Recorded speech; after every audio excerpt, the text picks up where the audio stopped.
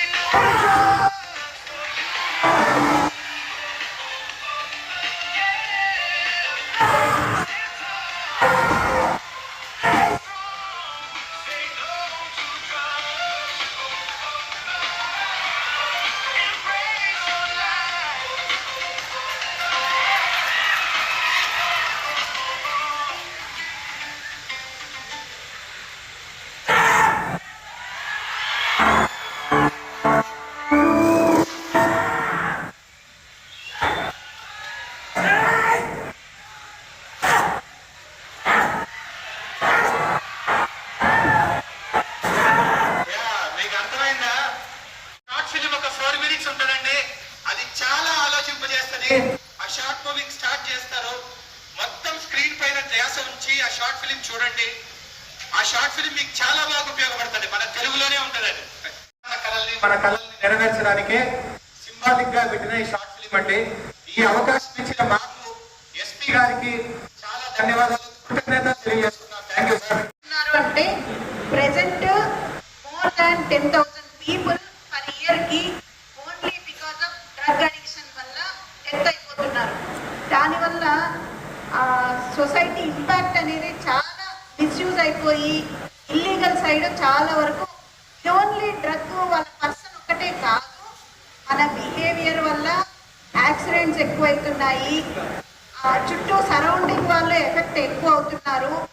వాళ్ళని వాళ్ళు self harm behaviour అంటే కోసుకోవడము, చంపుకోవడము, సూసైడల్ టెండెన్సీస్, మామూలు చదువు మీద ధ్యాస లేకపోవడము, మనం కుటుంబానికి దూరంగా వెళ్ళిపోవడము, క్రిమినల్ యాక్ట్స్ అనేవి కూడా చాలా ఎక్కువగా జరుగుతున్నాయి.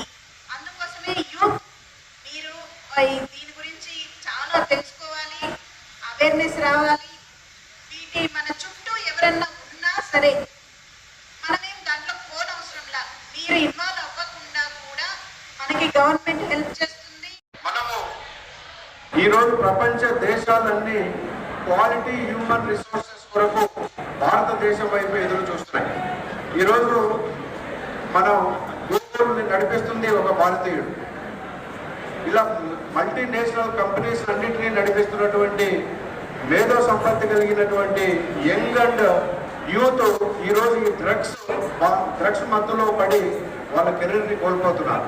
దాని మీద ఒక క్యాంపెయిన్ చేస్తూ, ఒక యుద్ధం ప్రకటిస్తూ మీ అందరినీ దాని నుంచి దూరంగా ఉండడం కోసం ఒక మంచి కార్యక్రమం చేశారు.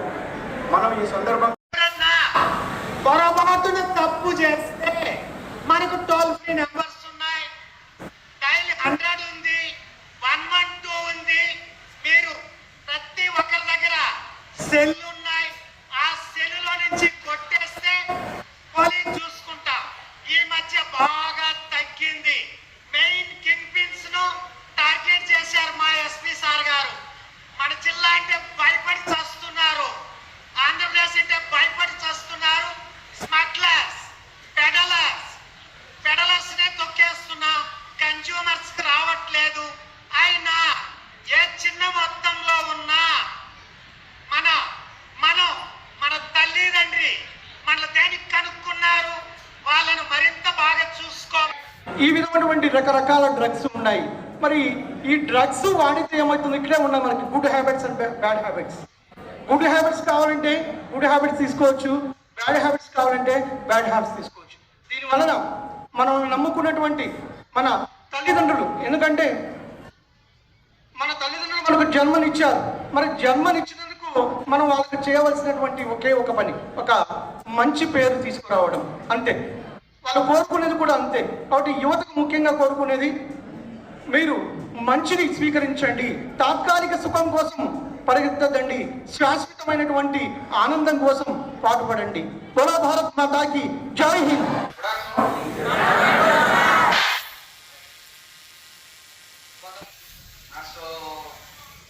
నిజంగానే ఈ ప్రోగ్రామ్ ని జెన్యూన్ గా తీసుకొని మనం ఒక ఐకాన్ గా, మెసేంజర్ గా, సచిన్ అంటే క్రికెట్ ఒక ఐకాన్, రొనాల్డో అంటే ఫుట్బాల్ ఐకాన్, ఇలాంటి ఒక్కొక్క గేమ్ కి ఒక్కొక్క ఐకాన్ ఉంటారు.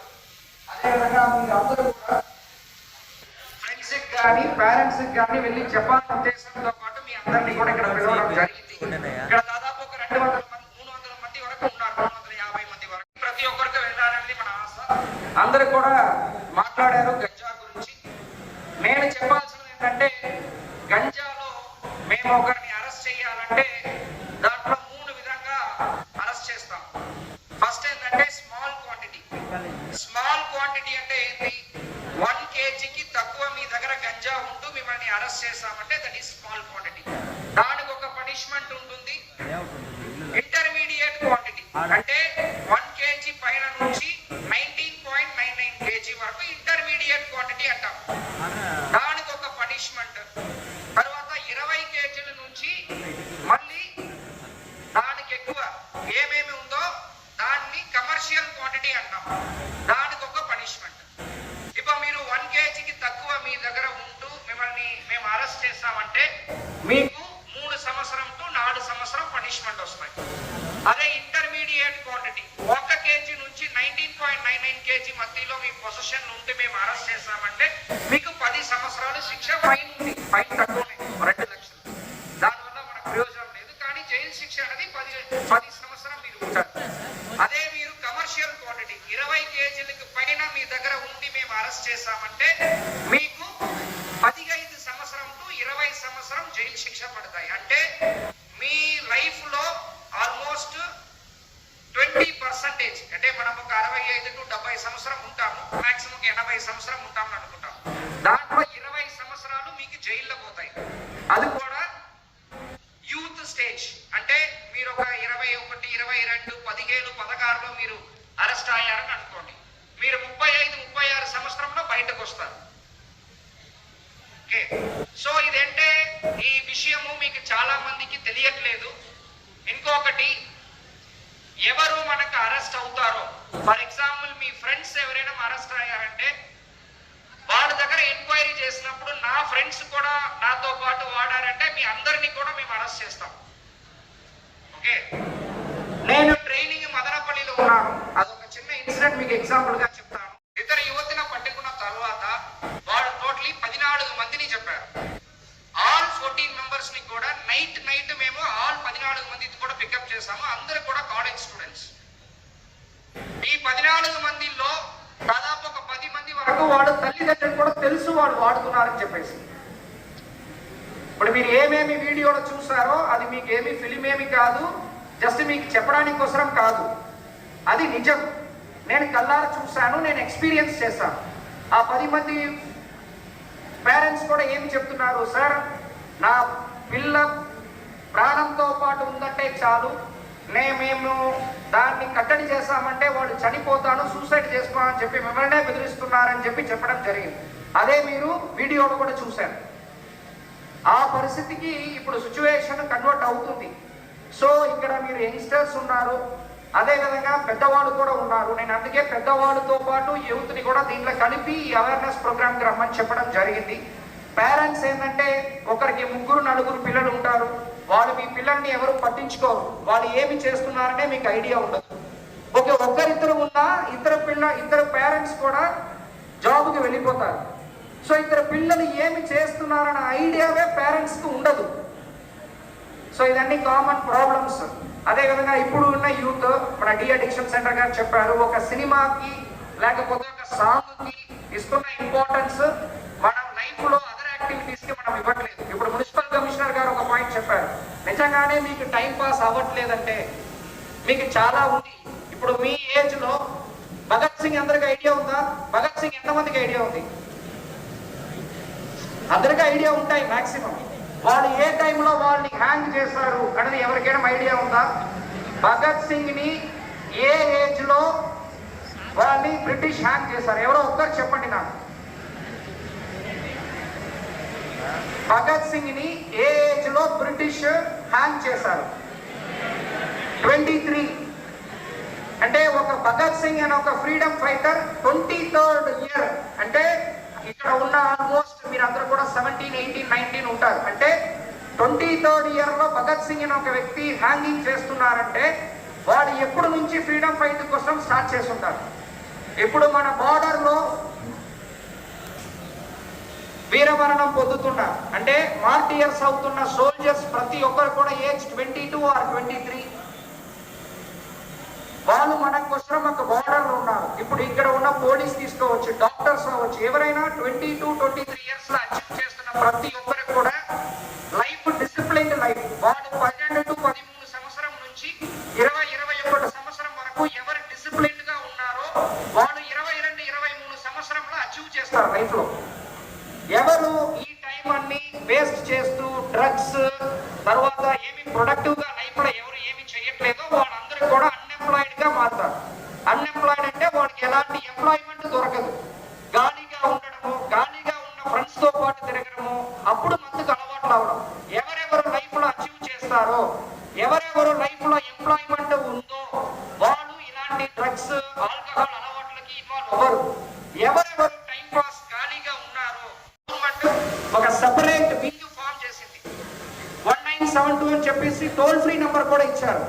ఈ ఎక్కడైనా మీకు ఇప్పుడు మేము ఒక 160 మందికి ఒక పోలీస్ ఉండాలి లెక్క ప్రకారం చూసామంటే, కానీ మన దేశంలో 800 మందికి ఒక పోలీస్ ఉన్నాం. సో పోలీసే అన్ని పనులు చేయాలంటే చాలా కష్టం, మేము చేయలేము. కాబట్టి మీరు ఇక్కడ ఉన్న ప్రతి ఒక్కరు కూడా మన సొసైటీ బాగుండాలి, మన పిల్లలు బాగుండాలని అనుకున్నారంటే, ఇప్పుడు మీరు ఇక్కడ ఉన్న యంగ్స్టర్స్ రేపు మీకు పెళ్లి అవుతాయి, రేపు మీకు పిల్లలు వస్తారు. అప్పుడు కూడా ఈ సొసైటీ డ్రగ్ ఫ్రీ సొసైటీగా ఉందంటే మీ పిల్లలు కూడా మంచి వాతావరణంలో వస్తారు. కాబట్టి 1972 నంబర్కి మీకు ఎలాంటి ఇన్ఫర్మేషన్ డ్రగ్ ఉంది అని చెప్పి ఏ చిన్న ఇన్ఫర్మేషన్ ఉందన్నా ఇమీడియట్ గా 1972 నంబర్కి కాల్ చేసి చెప్పండి. నేను త్రికరణ శుద్ధిగా పనిచేస్తానని, డ్రగ్స్ వలన కలిగే హానికర ప్రభావాలను కుటుంబ సభ్యులకు వివరిస్తానని, డ్రగ్స్ వినియోగం